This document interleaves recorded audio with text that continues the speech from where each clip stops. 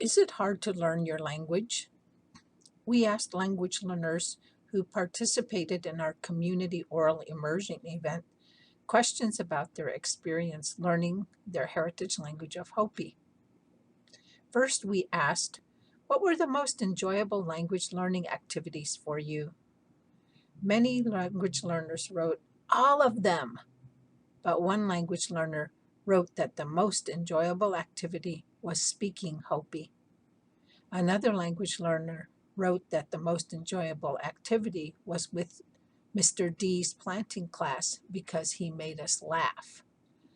The pictures here show you the various language learning activities that the language learners took part in and some of the things that they wrote about these being very enjoyable.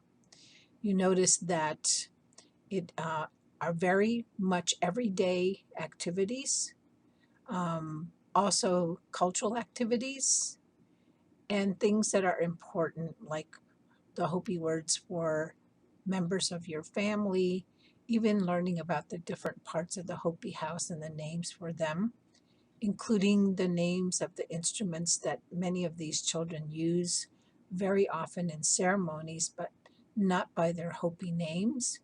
Some of the cultural activities like shelling corn. And I remember that sweeping the floor and learning how to say broom, dustpan, wastebasket, and dirt was an activity that all of these students really enjoyed.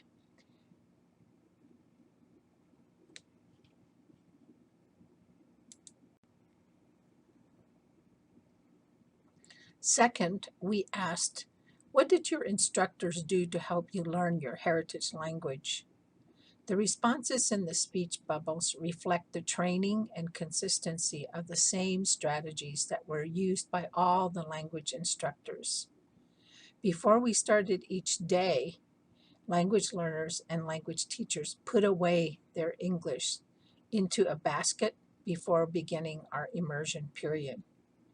If they slipped into English, we reminded them using sign language to either put it into their pockets on their shirt or their pants.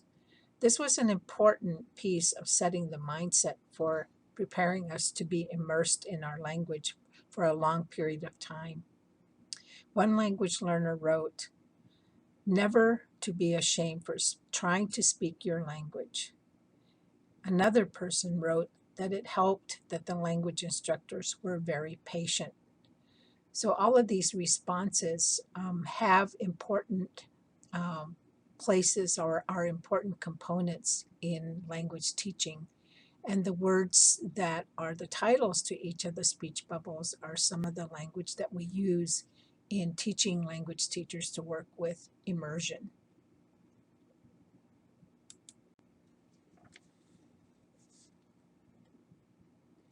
We also asked parents questions. One important question was, have you observed any changes in your child's or grandchild's use of the Hopi language? Out of 32 people who gave us responses, 30 said yes.